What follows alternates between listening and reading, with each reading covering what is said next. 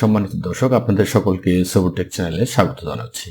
সম্মানিত দর্শক, আশা করছি আপনারা সকলেই সার্বিকভাবে সুস্থ আছেন।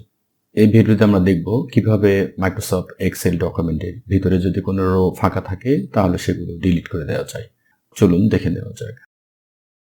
এখানে একটি এক্সেল ডকুমেন্ট আমরা দেখতে পাচ্ছি এবং এখানে বেশ কিছু ফাঁকা রো রয়েছে যেগুলো আমার প্রয়োজন নেই। সম্মানিত দর্শক, যদি এগুলো আমি ডিলিট করতে চাই একটি একটি করে তাহলে কিন্তু অনেক সময়ের ব্যাপার, বিষয়টি অনেক বিরক্তিকর বটে।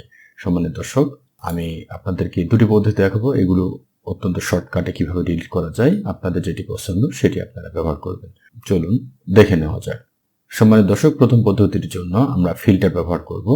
এর জন্য আমাদের এই পুরো ডকুমেন্টটিকে সিলেক্ট করে নিতে হবে। আপনারা এইভাবে টেনে ধরে সিলেক্ট করতে পারেন অথবা এখান থেকে যেখান থেকে সিলেক্ট করতে চান সেখানে ক্লিক করবেন। দেখুন, আমি একেবারে প্রথম সেটিতে সিলেক্ট করলাম, মাউস দিয়ে একটা ক্লিক করলাম এবং একেবারে মাউসের স্ক্রল করে একেবারে ডকুমেন্টের শেষে চলে আসলাম। দেখুন, এটি আমার শেষ। এখানে মাউস নিয়ে এসে আমি প্রথমে শিফট ধরবো এবং মাউসের লেফট বাটন সিলেক্ট করব। তাহলে দেখুন পুরো ডকুমেন্টটি কিন্তু এখানে সিলেক্ট হয়েছে। সম্মানিত দর্শক, এরপর আমরা চলে যাব ফিল্টারে। ফিল্টার আমরা পেয়ে যাচ্ছি এখানে।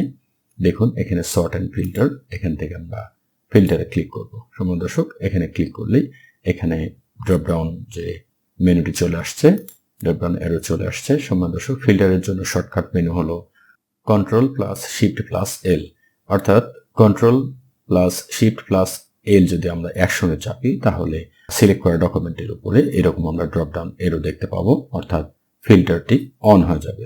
সম্মানিত দর্শক, দেখুন এখানে যে ফিল্টার তৈরি হয়েছে এবং প্রত্যেকটিতেই কিন্তু স্পেস রয়েছে। আমরা যে কোনো একটি ড্রপ ডাউনের যে অ্যারোটি রয়েছে এখানে আমরা ক্লিক করব এবং এখান থেকে সিলেক্ট অল এটাতে আনসিলেক্ট করে দেব।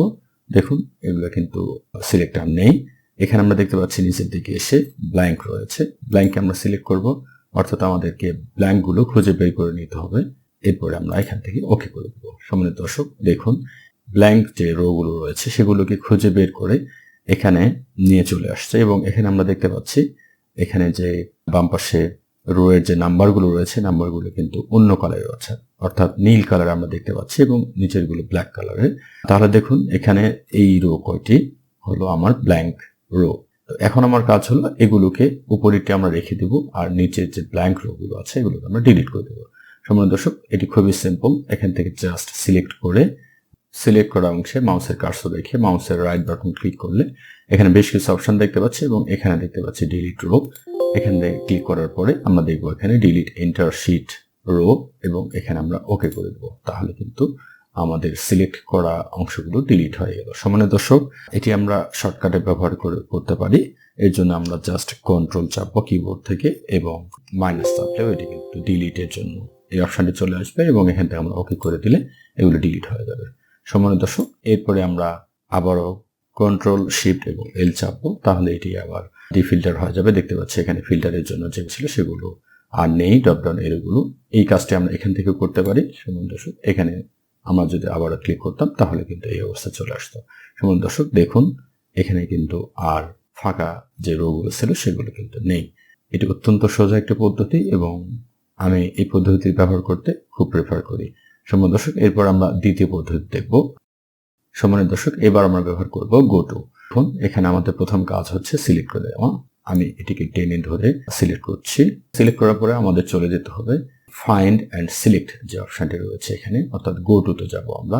এখানে ক্লিক করার পরে আমরা দেখতে পাচ্ছি গো টু এবং গো টুতে আমরা ক্লিক করলাম। সম্মানিত দর্শক, এর একটি শর্টকাট রয়েছে। আমরা যদি কন্ট্রোল জি চাপি তাহলে গো টুতে চলে যাব।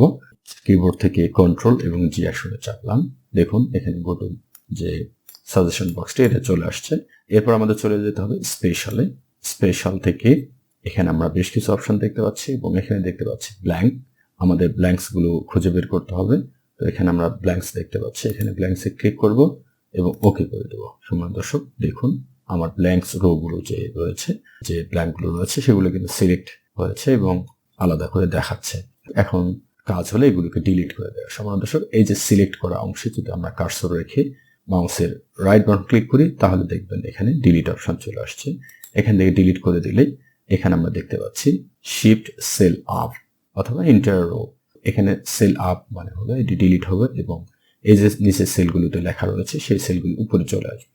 আর ইন্টার রো দিলেও এই কাজটি হয়ে যাবে। তো আমি এখানে শিফট সেল আপ দিলাম এবং ওকে দিলাম। দেখুন আমার কিন্তু এগুলো ডিলিট হয়ে গেছে এবং আমার যে ডাটা শিটটি রয়েছে সেটি কিন্তু ফাঁকা রো মুক্ত হয়েছে এবং আমার এটা ব্যবহারযোগ্য হয়েছে। সম্মানিত দর্শক, এটির একটি শর্টকাটও রয়েছে। জাস্ট কন্ট্রোল মাইনাস দিলে এই একই অপশন আসবে ডিলিটের জন্য। এখান থেকে আমরা শিফট সেল আপ অথবা ইন্টার রো দিতে পারি। আমি আগের বারে শিফট সেল আপ দিয়েছিলাম, এবার ইন্টার রো দেব এবং দেখুন সেলগুলো কিন্তু ডিলিট হয়েছে। আমার ওয়ার্কশিটটি কিন্তু সুন্দরভাবে ব্যবহারের জন্য রেডি হয়েছে। সম্মানিত দর্শক, আপনারা অবশ্যই কমেন্ট করে জানাবেন কোন পদ্ধতিটি আপনাদের ভালো লেগেছে। আর ভিডিওটি ভালো লাগলে ভিডিওতে লাইক, শেয়ার এবং কমেন্ট করার অনুরোধ জানাচ্ছি। সঙ্গে সঙ্গে আমার চ্যানেলে নতুন হলে চ্যানেলটিকে সাবস্ক্রাইব করে পাশেই থাকবেন। আপনাদের সকলের সার্বিক সুস্থতা কামনা করে ভিডিওটি এখানে শেষ করছি।